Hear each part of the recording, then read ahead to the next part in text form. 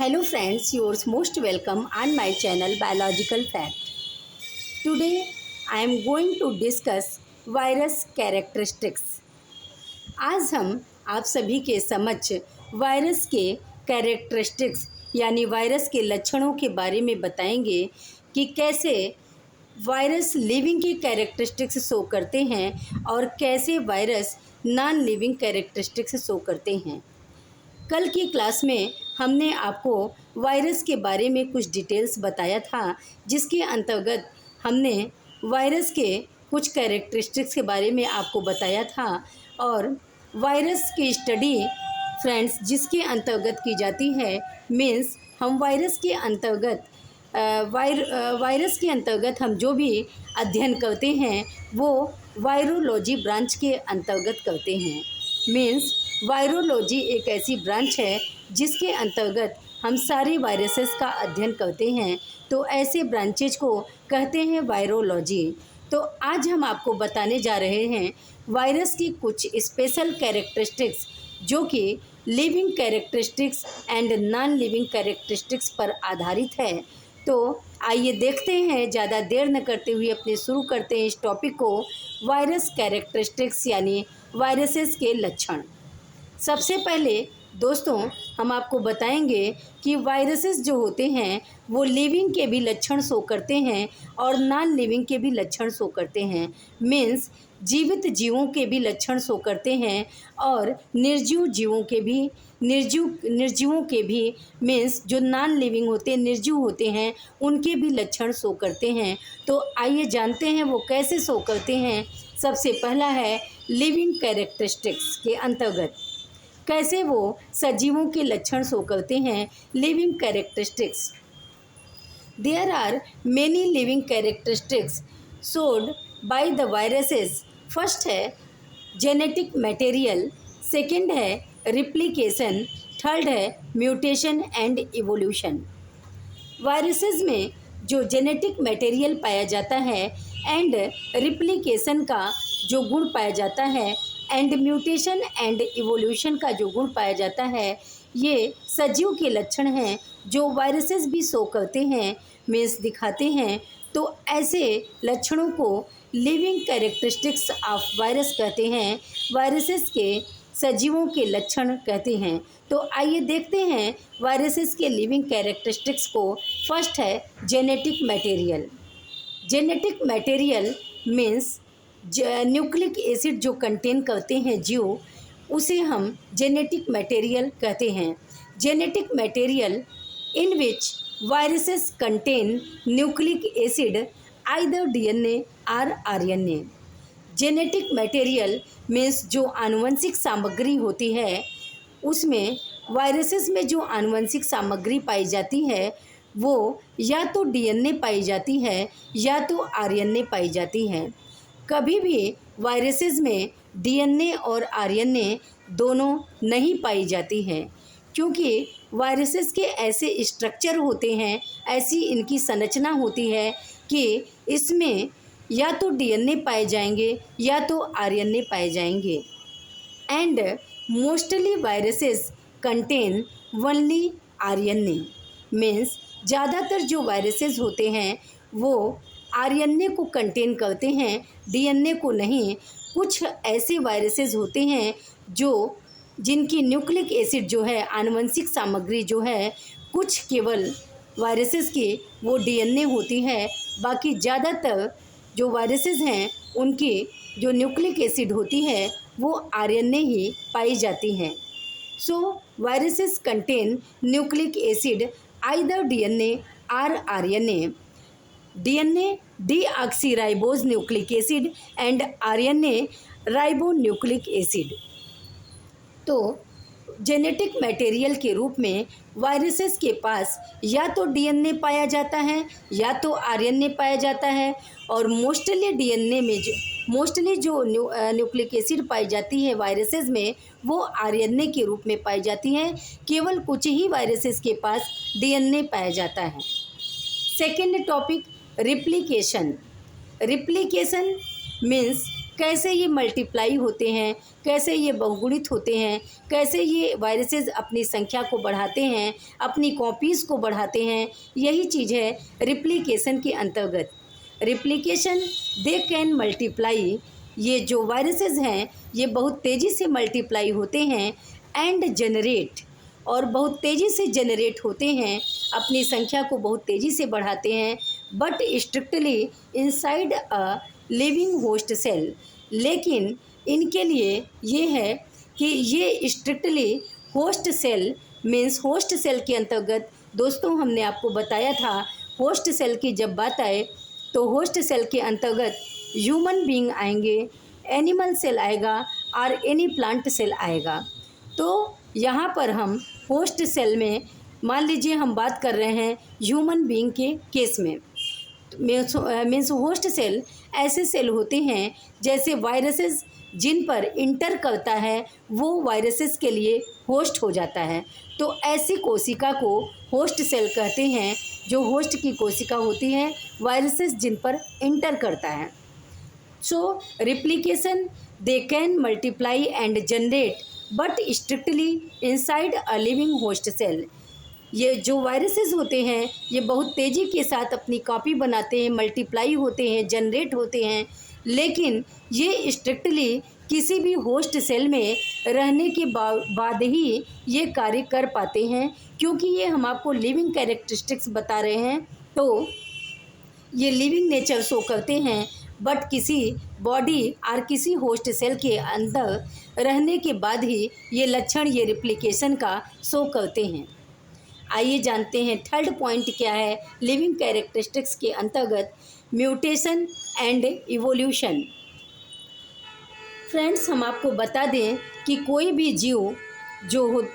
जीव होता है तो एक समय के बाद ऐसे म्यूटेंट कभी कभी उत्पन्न हो जाते हैं जिनसे नए जीवों का विकास हो जाता है।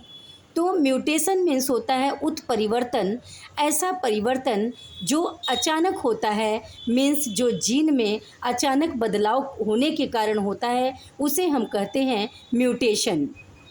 और जो म्यूटेंट होते हैं वो अचानक जो परिवर्तन कर देते हैं उन जीन्स में, उन्हें हम म्यूटेंट कहते हैं। तो इस म्यूटेशन प्रक्रिया के द्वारा, इस म्यूटेशन प्रोसेस के द्वारा एंड इवोल्यूशन मीन्स जैव विकास, जीवों का विकास जो होता है, एक जीव अपने रिप्रोडक्शन के थ्रू, अपने प्रजनन के थ्रू धीरे धीरे अपने जीवों को उत्पन्न करता जाता है, जिससे जैव विकास होता है, जीवों का विकास होता है। तो इस प्रकार से लिविंग कैरेक्टरिस्टिक्स के अंतर्गत वायरस म्यूटेशन और इवोल्यूशन के प्रोसेस को शो करते हैं।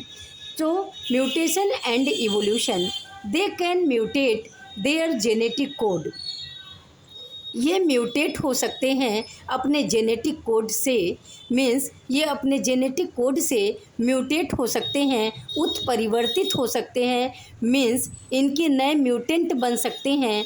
जैसे आपने देखा कि कोरोना के टाइम में बहुत सारे वेरिएंट आए, तो वो वेरिएंट कैसे आए, वो म्यूटेशन के थ्रू आए, क्योंकि जब किसी जीव में म्यूटेशन होता है, उत्परिवर्तन होता है, तो ही नए जीवों का उत्पत्ति होता है। तो ऐसे कोरोना वेरिएंट्स जितने भी आप देखें, अभी तक जितने भी वेरिएंट्स के बारे में आप सुने, वो न्यू वेरिएंट आते जाते थे। तो ये वेरिएंट जो आते हैं ये म्यूटेशन प्रक्रिया के द्वारा ही उत्पन्न होते हैं।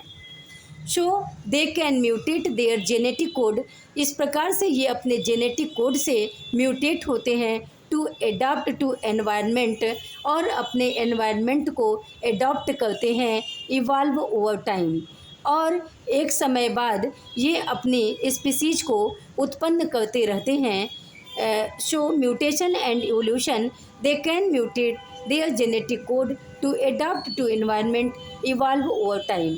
इस प्रकार से ये अपनी स्पीसीज की संख्या को बढ़ाते रहते हैं, और वायरसेस के अंदर ये टेंडेंसी बहुत ज़्यादा पाई जाती है किसी भी लिविंग होस्ट में आने के बाद।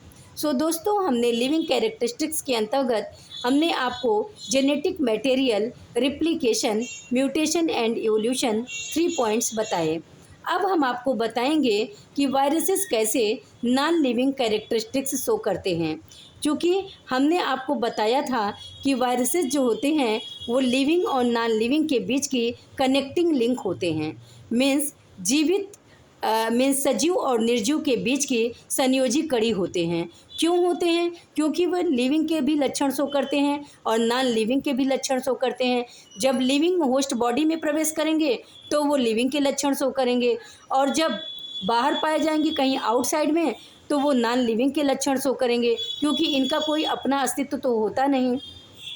तो अब आइए देखते हैं non living characteristics in which in viruses many non-living characteristics are available, in which first cellular characteristics, second inert characteristics, and third crystallization process. So non living characteristics के अंतर्गत सबसे पहले हम पढ़ेंगे acellular. Viruses shows acellular nature, means acellular अकोशिकीय।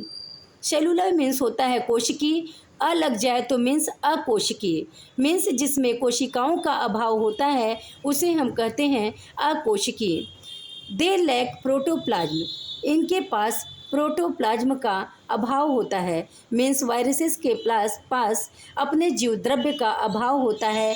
Cell organelles, इनमें कोई भी cell organelles means कोशिका अंगक जो होते हैं वो नहीं पाए जाते हैं।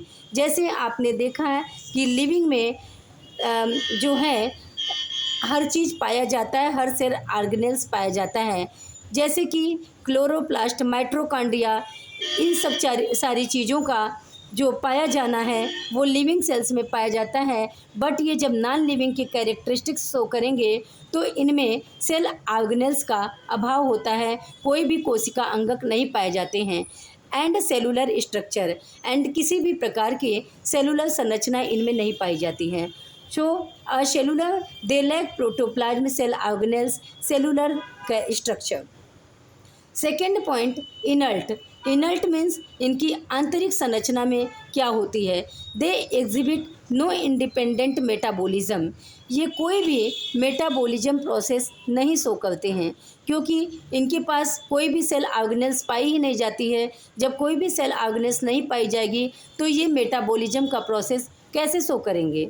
तो इस प्रकार से इनके पास कोई भी मेटाबॉलिज्म का प्रोसेस नहीं शो होती। ग्रोथ और रिस्पायरेशन, और जब इनमें सेल अंगक नहीं पाए जाते, कोशिका अंगक नहीं पाए जाते, ये मेटाबॉलिज्म को नहीं शो करेंगे तो इनकी वृद्धि ही कैसे ही होगी और ये श्वसन भी कैसे करेंगे।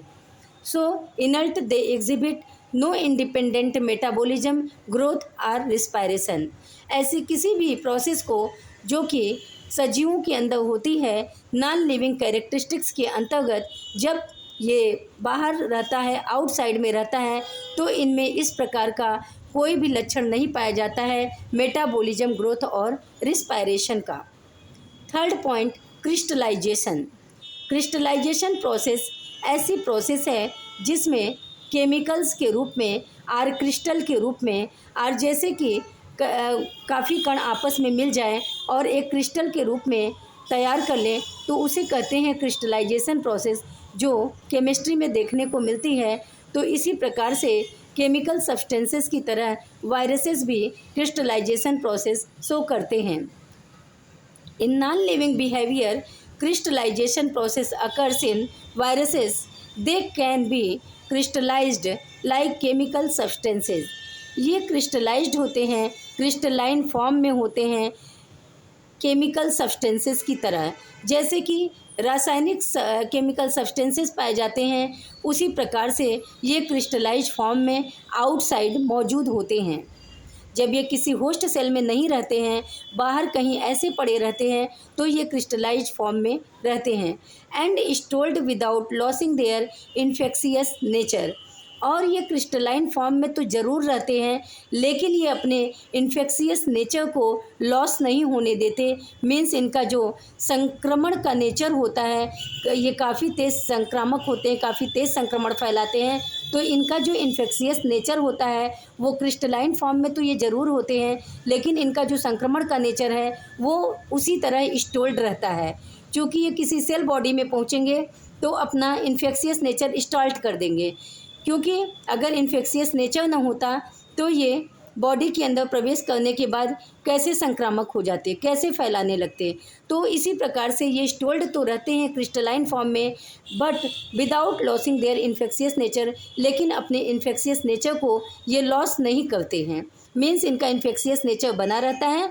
जैसे ही ये किसी होस्ट बॉडी में पहुंचते हैं वो अपना इन्फेक्शियस नेचर शो करना शुरू कर देते हैं।